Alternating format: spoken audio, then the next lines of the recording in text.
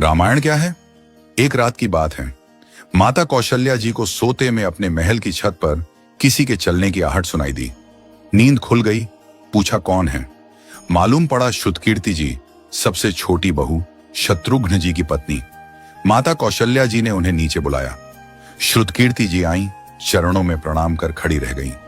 माता कौशल्या जी ने पूछा, श्रुति, इतनी रात को अकेली छत पर क्या कर रही हो बेटी? क्या नींद नहीं आ रही? शत्रुघ्न कहाँ है? श्रुतिकीर्ति की आंखें भर आईं। मां की छाती से चिपटी, गोद में सिमट गईं। बोली, मां, उन्हें तो देखे हुए 13 वर्ष हो गए। उफ! कौशल्या जी का हृदय कांप कर झटपटा गया। तुरंत आवाज लगाई। सेवक दौड़े आए। आधी रात ही पालकी तैयार हुई। आज शत्रुघ्न जी की खोज होगी। मां चली। आपको मालूम है शत्रुघ्न जी कहाँ मिले? अयोध्या जी के जिस दरवाजे के बाहर भरत जी नंदीग्राम में तपस्वी होकर रहते हैं, उसी दरवाजे के भीतर एक पत्थर की शिला है। उसी शिला पर अपनी बाह का तकिया बनाकर लेटे मिले। मां सिराहने बैठ गईं, बालों में हाथ फिराया तो शत्रुघ्न जी ने आंखें खोली। मां! उठे, चरणों में गिरे। मां, आपने क्यों कष्ट किया? मुझे बुलवा लिया होता। मां ने कहा, शत्रुघ्न यहां क्यों? शत्रुघ्न जी की रुलाई फूट पड़ी। बोले, मां, भैया राम जी पिताजी की आज्ञा से वन चले गए। भैया लक्ष्मण जी उनके पीछे चले गए। भैया भरत जी भी नंदीग्राम में हैं। क्या ये महल, ये रथ, ये राजसी वस्त्र विधाता ने मेरे ही लिए बनाए हैं? माता कौशल्या जी निरुत्तर रह गईं। देखो क्या है ये राम कथा। ये भोग की नहीं, त्याग की कथा है। यहां त्याग की ही प्रतियोगिता चल रही है और सभी प्रथम हैं। कोई पीछे नहीं रहा। चारों भाइयों का प्रेम और त्याग एक दूसरे के प्रति अद्भुत, अभिनव और अलौकिक है। रामायण जीवन जीने की सबसे उत्तम शिक्षा देती है। भगवान राम को 14 वर्ष का वनवास हुआ तो उनकी पत्नी सीता मैया ने भी सहर्ष वनवास स्वीकार कर लिया। परंतु बचपन से ही बड़े भाई की सेवा में रहने वाले लक्ष्मण जी कैसे राम जी से दूर हो जाते? माता सुमित्रा से तो उन्होंने आज्ञा ले ली थी वन जाने की। परंतु जब पत्नी उर्मिला के कक्ष की ओर बढ़ रहे थे तो सोच रहे थे कि मां ने तो आज्ञा दे दी, परंतु उर्मिला को कैसे समझाऊंगा, क्या बोलूंगा उनसे? यही सोच विचार करके लक्ष्मण जी जैसे ही अपने कक्ष में पहुंचे तो देखा कि उर्मिला जी आरती का थाल लेके खड़ी थीं और बोली, आप मेरी चिंता छोड़ प्रभु, श्री राम की सेवा में वन को जाओ। मैं आपको नहीं रोकूंगी। मेरे कारण आपकी सेवा में कोई बाधा ना आए, इसलिए साथ जाने की जिद भी नहीं करूंगी। लक्ष्मण जी को कहने में संकोच हो रहा था, परंतु उनके कुछ कहने से पहले ही उर्मिला जी ने उन्हें संकोच से बाहर निकाल दिया। वास्तव में यही पत्नी का धर्म है।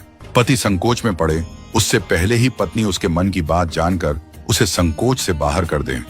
लक्ष्मण जी चले गए, परंतु 14 वर्ष तक उर्मिला ने एक तपस्विनी की भांति कठोर तप किया। वन में प्रभु श्री राम माता सीता की सेवा में लक्ष्मण जी कभी सोए नहीं, परंतु उर्मिला ने भी अपने महलों के द्वार कभी बंद नहीं किए और सारी रात जाग जाग कर उस दीपक की लौ को बुझने नहीं दिया। मेघनाथ से युद्ध करते हुए जब लक्ष्मण जी को शक्ति लग जाती है और हनुमान जी उनके लिए संजीवनी का पर्वत लेके लौट रहे होते हैं, तो बीच में जब हनुमान जी अयोध्या के ऊपर से गुजर रहे थे तो भरत जी उन्हें राक्षस समझकर बाण मारते हैं और हनुमान जी गिर जाते हैं। तब हनुमान जी सारा वृत्तांत सुनाते हैं कि सीता जी को रावण हर ले गया, लक्ष्मण जी युद्ध में मूर्छित हो गए हैं। ये सुनते ही कौशल्या जी कहती हैं कि राम को कहना कि लक्ष्मण के बिना अयोध्या में पैर भी मत रखना, राम वन में ही रहे। माता सुमित्रा कहती हैं कि राम से कहना कि कोई बात नहीं, अभी शत्रुघ्न है, मैं उसे भेज दूंगी। मेरे दोनों पुत्र राम सेवा के लिए ही तो जन्मे हैं। माताओं का प्रेम देखकर हनुमान जी की आंखों से अश्रुधारा बह रही थी, परंतु जब उन्होंने उर्मिला जी को देखा तो सोचने लगे कि यह क्यों एकदम शांत और प्रसन्न खड़ी है। क्या इन्हें अपनी पति के प्राणों की कोई चिंता नहीं? हनुमान जी पूछते हैं, देवी, आपकी प्रसन्नता का कारण क्या है? आपके पति के प्राण संकट में हैं। सूर्य उदित होते ही सूर्य कुल का दीपक बुझ जाएगा। उर्मिला जी का उत्तर सुनकर तीनों लोकों का कोई भी प्राणी उनकी वंदना किए बिना नहीं रह पाएगा। उर्मिला बोली, मेरा दीपक संकट में नहीं है, वो बुझ ही नहीं सकता। रही सूर्योदय की बात, तो आप चाहें तो कुछ दिन अयोध्या में विश्राम कर लीजिए, क्योंकि आपके वहां पहुंचे बिना सूर्य उदित हो ही नहीं सकता। आपने कहा कि प्रभु श्री राम मेरे पति को अपनी गोद में लेकर बैठे हैं। जो योगेश्वर प्रभु श्री राम की गोदी में लेटा हो, काल उसे छू भी नहीं सकता। यह तो वो दोनों लीला कर रहे हैं। मेरे पति जब से वन गए हैं तब से सोए नहीं हैं। उन्होंने न सोने का प्रण लिया था, इसलिए वे थोड़ी देर विश्राम कर रहे हैं, और जब भगवान की गोद मिल गई तो थोड़ा विश्राम ज्यादा हो गया। वे उठ जाएंगे। और शक्ति मेरे पति को लगी ही नहीं, शक्ति तो प्रभु श्री राम जी को लगी है। मेरे पति की हर श्वास में राम है, हर धड़कन में राम, उनके रोम रोम में राम है, उनके खून की बूंद बूंद में राम है। और जब उनके शरीर और आत्मा में ही सिर्फ राम है तो शक्ति राम जी को ही लगी, दर्द राम जी को ही हो रहा। इसलिए हनुमान जी आप निश्चिंत होके जाए, सूर्य उदित नहीं होगा। राम राज्य की नींव जनक जी की बेटियां ही थीं, कभी सीता तो कभी उर्मिला।